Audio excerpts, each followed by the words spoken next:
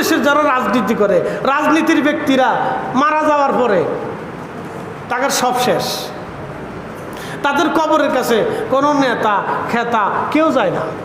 বলে কেন যায় না? যে কবরের কাছে গেলে তো টেন্ডার পাওয়া যাইব না।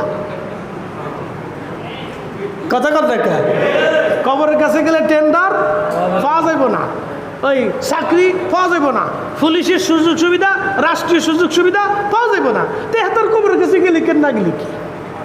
আর নেতা এমন নেতা ছিল সুযোগ নিবি কিছু টাকা নিয়ে গিয়ে, তো যে গেছে নেতার পাশে সেও চিন্তা করলে নেতায় খাইছে টাকা, আমিও দিয়েছি টাকা, আমিও পাইছি টাকা, আরেকজন দিয়েছে টাকা। যে চাকরি পাইছে সেও চিন্তা করে আমি তো টাকা দিয়ে চাকরি নিয়েছি, ছাতা উনি বললে কি আর বাঁচলে কি? এই জন্য মানবিকভাবে অন্তর থেকে কেউ কাউকে ভালোবাসে না।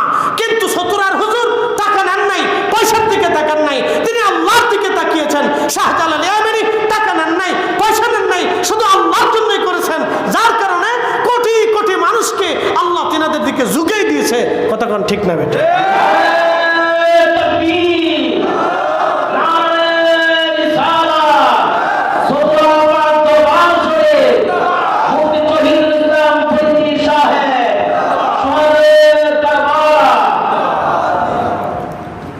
আরেকটু পরিসংখ্যান দিই। বাংলাদেশের জন্ম 1971 আগে ছিল পাকিস্তান। পাকিস্তানেও রাজনৈতিক দল ছিল। পাকিস্তানে যে রাজনৈতিক দল ছিল বাংলাদেশে এসে সেটা এখন আর নাই। কথা ঠিক আছে না? অনেক দল এখন নাই, দু একটা কোনো রকম জিয়ে রয়েছে। আচ্ছা, পাকিস্তানের আগে ছিল ব্রিটিশদের সময় কোনো রাজনীতি ছিল না, কোনো দলই ছিল না। ব্রিটিশদের আগে ছিল নবাবী, তখন কোনো দল ছিল না, তখন নবাবী আমল। তার আগে ছিল সালতানাতের সময় কোনো দল ছিল না, সুলতানরা ছিল। মুঘল ছিল, মুঘলদের সময় কোনো দল ছিল না, সাম্রাজ্য ছিল, জমিদার ছিল, নায়েবে জমিদার ছিল, আমির ওমরা ছিল, জায়গির ছিল। তুই 1000 বিঘা জমি খাবি, খাজনা আমারে দিবি। খুব মনোযোগ দিয়ে। এখন আমাদের দেশে দল হয়েছে, বাকি 100 বছর পরে দল থাকবে কিনা জানি না। কিন্তু পাকিস্তান পিরিয়ডেও ওলি ছিল, ব্রিটিশ আমলেও ওলি ছিল, সালতানাতেও ওলি ছিল, নবাবী আমলেও ওলি ছিল, মুঘল সাম্রাজ্যও ওলি ছিল, এখনও ওলি আছে, আগামীতেও ওলি থাকবে, কিয়ামত পর্যন্ত ওলি থাকবে। কথাক্ষণ ঠিক কিনা? কিয়ামত পর্যন্ত কারা থাকবে? ওলিরা থাকবে। এই ওলিদের জামাতই হচ্ছে আহলে সুন্নাত ওয়াল জামাত। কিয়ামত পর্যন্ত আহলে সুন্নাত ওয়াল জামাত টিকে থাকবে, কিয়ামত পর্যন্ত টিকে থাকবে, সব শেষ হয়ে যাবে, কিয়ামত পর্যন্ত আহলে সুন্নাত ওয়াল জামাত টিকে থাকবে। অতএব যেই দল করলে কিয়ামত পর্যন্ত টিকে থাকবে, আপনি সেই দল করেন। আল্লাহ আমাদেরকে সেই দল করার তৌফিক দিক, জোরে বলে না আমিন। এটা কোনো রাজনৈতিক দল না। এই দল করলে টেন্ডার পাবেন না, সরকারি চাকরি সুযোগ সুবিধা কিছু পাবেন না, রাষ্ট্রীয় কোনো সুযোগ সুবিধা আপনি পাবেন না।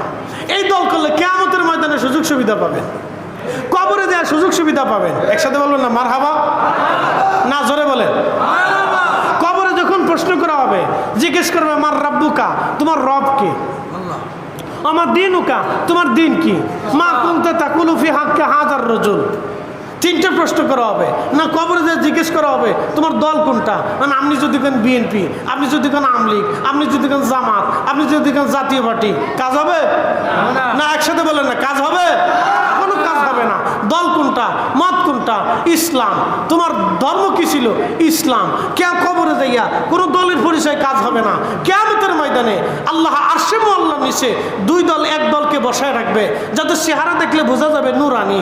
তারা কারা? অতাসওয়াদ্দু উজুহুম, তারা চেহারায় নূর আর নূর চমকাইতে থাকবে, তাদের চেহারায় নূর চমকাইতে থাকবে। আল্লাহ বললেন ইয়ামা তাবিয়াদ্দু উজু তাবিয়াদ্দু, তাদের চেহারার ভিতরে নূর চমকাইতে থাকবে, দেখলে বোঝা যাবে তারা জান্নাতি। তারা কারা? ওহু মাহলুস সুন্নাহ ওয়াল জামাআ, রাইসুল মুফাসসিরিন। 1450 বছর আগে দুনিয়ার সবচেয়ে বড় মুফাসসির, তিনি বলেছেন সেই সম্মানিত দল, সেই সম্মানিত জামাত, সেই সম্মানিত দলের নাম হচ্ছে আহলে সুন্নাত ওয়াল জামাত। একসাথে বলবেন আল্লাহু আকবার। না না, আরো জোরে বলেন আল্লাহু আকবার। জোরে বলেন, দলের নাম কি? জোরে বলেন, আরো জোরে বলেন, জোরে জোরে না, আরো জোরে বলেন। হ্যাঁ, এই দলে থেকে কাজে লাগবে না। এই দলেই থাকেন, কাজে লাগবে না, নতুবা সব ভ্যানিশ হয়ে যাবে। আপনার জীবন যাবে, অর্থ যাবে, বংশ যাবে, কলিন্য যাবে, মর্যাদা যাবে, ক্ষমতা যাবে, সব নিঃশেষ হয়ে যাবে। একটা পরিচয় থাকবে, আপনি মুসলিম। কোন মুসলিম? আহলে সুন্নাত ওয়াল জামাতি মুসলিম। কিয়ামতের ময়দানে আর এক দলের চেহারা থাকবে মলিন, ওয়া তাসওয়াদু উজুহুম। মলিন চেহারা কারা? তারা কারা? আহলুল বিদআ ওয়াল গুমরা, তারা বেদাতি গুমরাহি দল।